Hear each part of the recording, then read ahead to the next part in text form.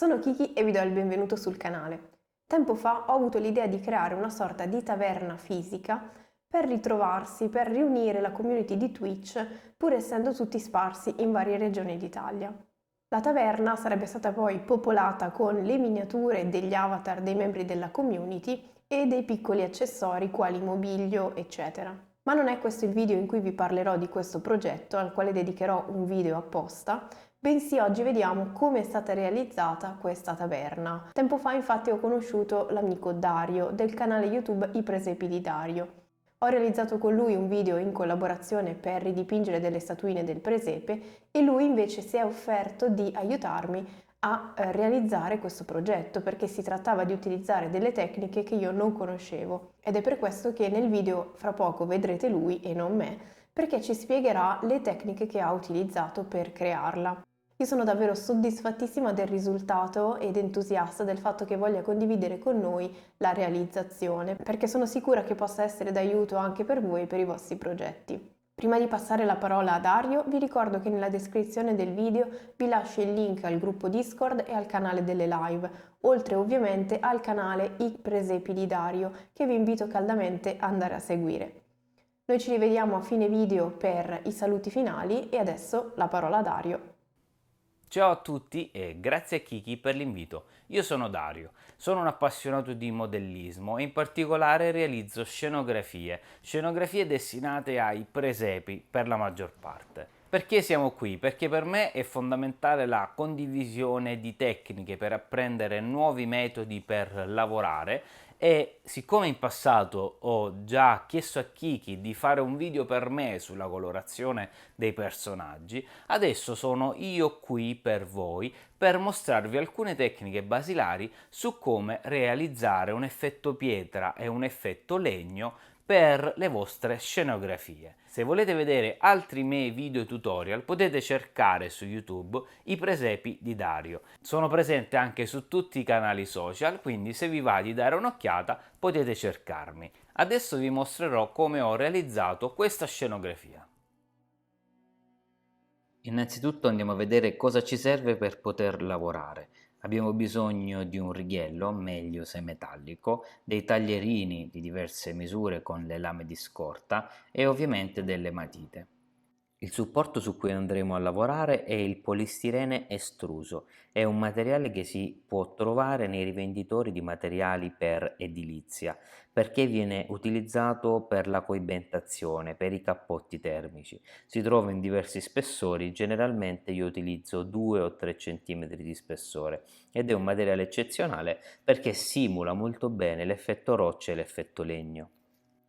Generalmente la parte più superficiale di questo pannello può essere ruvida o come in questo caso quadrettata o liscia lucida. Comunque in ogni caso andrà asportata questa prima parte superficiale.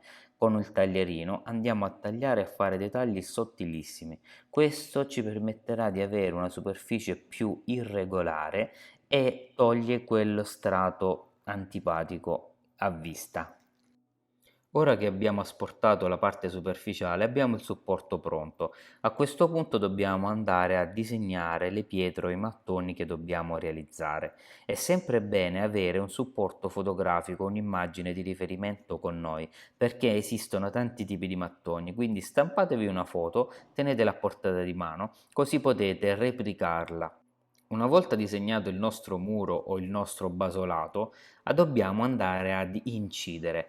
Questo materiale si può incidere con un punteruolo, con la stessa matita, però la soluzione migliore, quella che vi consiglio, è l'utilizzo di questo attrezzo che è una mini stazione saldante. È molto comoda, molto piccola e ha anche un potenziometro per regolare la temperatura.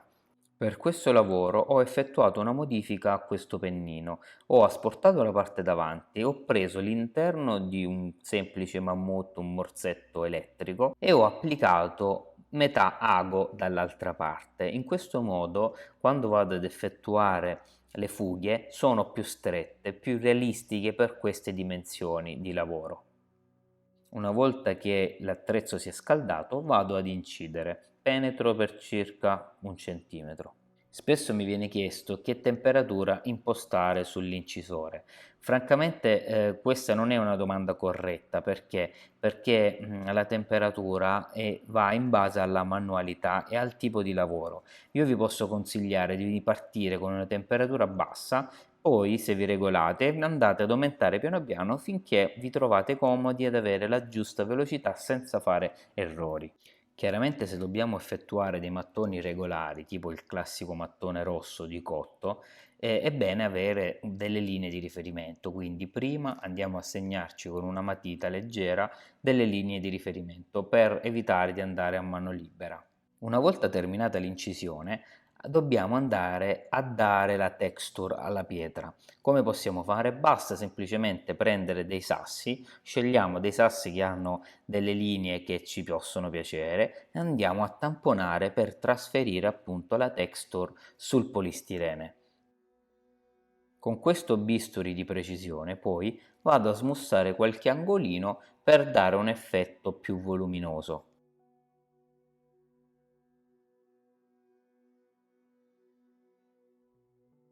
Ora invece vi faccio vedere come si realizza un effetto legno. Vado a disegnare tre assi, vado ad incidere col taglierino, successivamente metto la lama a 45 gradi e vado a dare delle S col taglierino per creare appunto l'effetto della trave, l'effetto di un asse. Passo in mezzo alla fuga con un punteruolo, con una matita per allargare ulteriormente. Dopodiché prendo questo spazzolino d'acciaio e lo vado a passare. Questo trasferisce le venature del legno sul polistirene. Quello che ho fatto su questo pannello l'ho fatto in grande per il progetto che sto realizzando. Quindi ora passiamo alla colorazione. Per la colorazione non servono prodotti di alta qualità, sto utilizzando degli acrilici scadenti. Vado a crearmi un colore scuro di fondo, un grigio tendente verso il blu. Deve essere un colore molto liquido per poter entrare nelle fughe e lo vado a stendere dappertutto. Quando il colore è ancora bagnato, sporco la punta di un pennello di una spatola con un colore nero, colore scuro, e lo vado a tamponare per creare delle zone d'ombra. Una volta asciutto mi vado a creare una tonalità più chiara, sempre sul grigio, e la vado a passare però questa volta con un pennello asciutto. Aspettiamo che asciughi e se vogliamo possiamo dare più passate con colori sempre più chiari. La stessa cosa l'ho fatta sul muro laterale. A questo punto il muro può già andare bene così, però se vogliamo possiamo inserire del fugante, del gesso, del cemento che vada all'interno delle fughe. Lo vado a passare su tutto il muro e con un pennellino lo sporto quello in eccesso. Io sto utilizzando uno stucco color cemento. Una volta passato dappertutto, non necessariamente devo riempire completamente le fughe, in alcuni punti un po' di più, in alcuni punti un po' di meno, e successivamente andiamo a nebulizzare dell'acqua con uno spruzzino. Dopodiché tamponiamo con una carta assorbente per rimuovere quello in eccesso. Una volta asciugato possiamo andare a passare su qualche pietra dell'acqua sporca per creare appunto delle zone d'ombra e differenziare leggermente le pietre. Come finitura possiamo dare del bianco avorio leggermente con pennello asciutto per risaltare ulteriormente gli spigoli della pietra. Adesso passiamo alla colorazione delle parti in legno. Partiamo con queste due tonalità di marrone e del nero. Con colore molto diluito lo andiamo a stendere dappertutto. Quando il colore è ancora bagnato possiamo picchiettare con del nero per creare delle zone d'ombra e lasciamo asciugare. Una volta asciutto possiamo antichizzare ulteriormente e far risaltare gli spigoli facendo un colore più chiaro. Possiamo utilizzare del giallo ocra, del bianco avorio, del marroncino. Mi vado a creare questa tonalità e la passo sempre con pennello asciutto molto delicatamente. La porzione di muro superiore è come se fosse intonacata e in realtà ci vado a colorare direttamente sul polistirene e utilizzo un colore acrilico bianco avorio. Vado a fare un paio di passate. Una volta asciutto per bene, ci vado a dare dell'acqua sporca che penetri nei buchetti del muro e poi vado a tamponare per rimuovere la parte in eccesso. Ora con della colla a caldo una pistola piccola a bassa temperatura, vado ad attaccare i listelli di legno nel muro. Ed ecco il lavoro terminato. Andrà poi arricchito con dell'oggettistica, dei tavoli e degli arredi.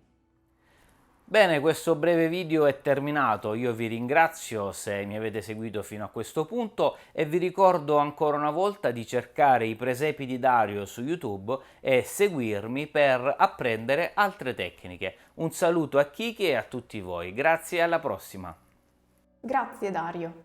Fatemi sapere qui sotto nei commenti cosa ne pensate di questo progetto e delle tecniche che abbiamo visto oggi. Io come sempre vi ringrazio di aver visto il video fino alla fine, vi do appuntamento al prossimo e fino ad allora siate creativi.